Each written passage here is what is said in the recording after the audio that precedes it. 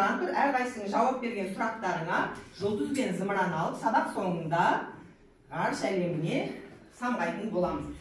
Содан кейін сендердің әрқайсының сұрақтарын мінекей ғарыш арқылы бағаланып отырады. Bir сұраққа жауап берсе, ғарыштарын алдыға қарай жылжып, мінекей мына жаққа дейін ең жоғары балл жинаған балл. Сөз жұмбақты шешсек, бүгінгі сабақ, жаңа сабағымыздың тақырыбы ашылады. Олай болса кет бастай қалады.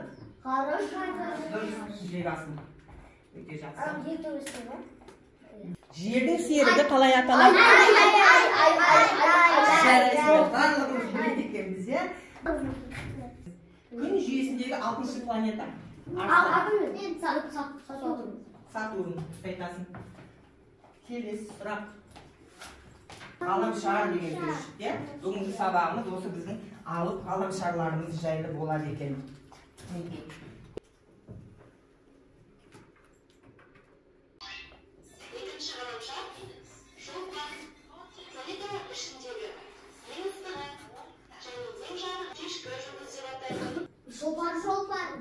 Ең үлкен ғаламшар.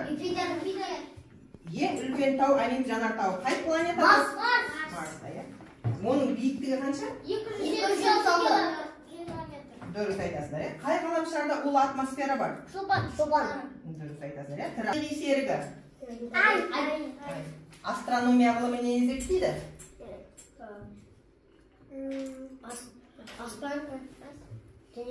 Аспан денелері. Дұрыс айтасыздар, аспан денелерін зерттейтін ғылым екен, иә. Өздерің оқып Тақтағараңыздар.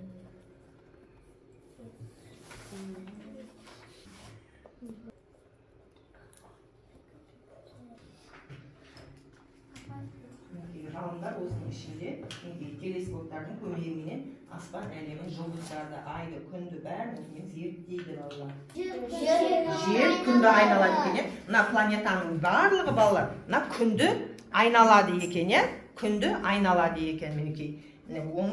Біздің ғарышкерлеріміз осы аспан әлеміне барып, бірнеше зерттеулер жүргізіп жүрді. Мына жақтағы немде 7 балл алдың, 8-ге 7-ні қосамыз, неше балл болдың? 10-ды құттап қояйық барлығын. Екінші Арсландікі. Менде зымыран қосса 8. Ең көп ұпайды Бекасыл мен Арслан екеуі жинаған екен. Қалғанымыздың деңгейіміз бірдей.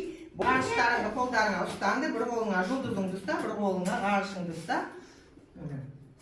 Өте жақсы, керемет. Былай қарасаңыз, мінекей. Менікі, сенікі.